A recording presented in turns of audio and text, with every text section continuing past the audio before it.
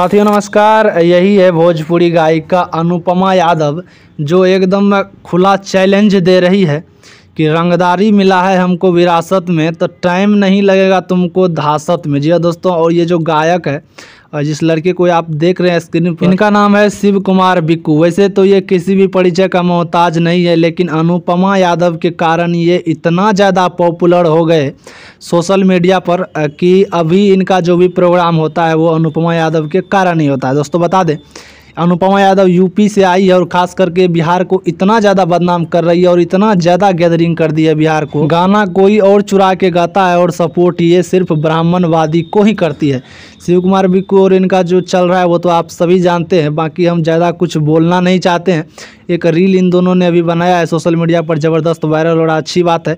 खूब प्यार आप लोग दीजिए दोनों को। बाकी आप लोग विजय चौहान को सपोर्ट करते हैं या सनी पांडे को, ये भी कमेंट में बताइएगा।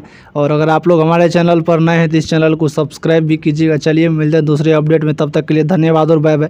वैसे ये रील विजय चौहान के लिए